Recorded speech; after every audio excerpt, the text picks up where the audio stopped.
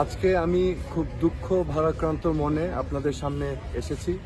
আমি আজকে বঙ্গবন্ধুর ৩২ নম্বর বাসার সামনে, এটা আপনারা সবাই জানেন, এটা বঙ্গবন্ধুর জাদুঘর ছিল এবং এই বাড়িতেই ১৯৭৫ সালের ১৫ই আগস্ট আমাদের জাতির জনক বঙ্গবন্ধুকে সপরিবারে নির্মমভাবে হত্যা করা হয়েছিল।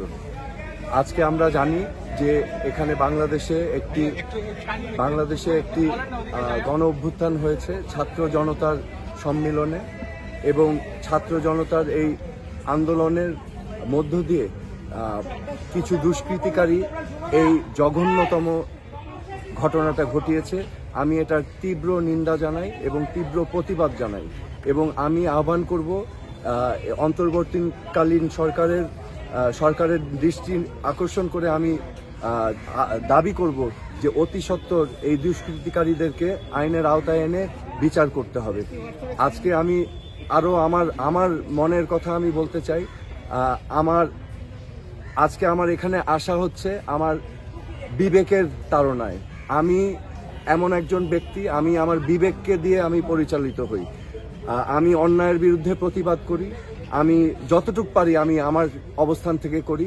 আজকে আমি বঙ্গবন্ধুর এই ৩২ নম্বরের এই বাসায় সেই আবেগের কারণেই আমি উপস্থিত হয়েছি, এবং আমি এটা কোনো অবস্থাতেই মেনে নিতে পারি না যে আমাদের ইতিহাস ঐতিহ্য, কারণ বঙ্গবন্ধু হচ্ছেন আমাদের স্বাধীনতার প্রতীক, তিনি বাংলাদেশের সম্বল। আমাদের বঙ্গবন্ধুকে ইতিহাসের আলোকে এবং মোড়কে আমাদের প্রিজার্ভ করে রাখতে হবে। বঙ্গবন্ধুকে অসম্মান করা হচ্ছে আমাদের মুক্তিযুদ্ধের পূর্ববর্তী 23 বছরের গণ আন্দোলন, যেই গণ আন্দোলনের মাধ্যমে আমরা মুক্তিযুদ্ধ করে দেশ স্বাধীন করেছিলাম। আজকে যে ছাত্র জনতা যারা আজকে আন্দোলন করেছে, তাদের উদ্দেশ্য কিন্তু একটি বৈষম্যহীন বাংলাদেশ, একটি বাংলাদেশ যেখানে সবার অধিকার নিশ্চিত করা হবে, এমন একটি বাংলাদেশ যেখানে সবার বাক স্বাধীনতা থাকবে, এমন একটি বাংলাদেশ যেখানে মেধাই হবে মূল মাপকাঠি। তো আমাদের মুক্তিযুদ্ধের চেতনাই কিন্তু সেই চেতনা, কিন্তু দুর্ভাগ্য আমরা এই আদর্শটাকে বাস্তবায়ন করতে পারিনি বাংলাদেশে এই পর্যন্ত। তো আজকে ছাত্র জনতা সেই উদ্দেশ্য নিয়েই কিন্তু আজকে রাজপথে নেমেছিল। তো কিন্তু আমি তার পাশাপাশি আমি স্মরণ করিয়ে দিতে চাই আমাদের ইতিহাস ঐতিহ্য, বঙ্গবন্ধুর অবদান, এটাকে আমাদের অস্বীকার করার কোনো স্কোপ নেই। কারণ আমাদের অতীত, আমাদের সত্তা যদি আমরা ভুলে যাই, তাহলে কিন্তু আমরা ভবিষ্যৎ গড়তে পারবো না। সেই বাংলাদেশ কিন্তু সেই আধুনিক গণতান্ত্রিক এবং সমৃদ্ধশালী বাংলাদেশ কিন্তু আমরা গড়তে পারবো না। বঙ্গবন্ধুকে এবং যারা আমাদের স্বাধীনতা সংগ্রামের অবদান রেখেছে, আমি বিশ্বাস করি সকলের অবদানকে আমাদের নতুন প্রজন্মর কাছে তুলে ধরা আবশ্যক।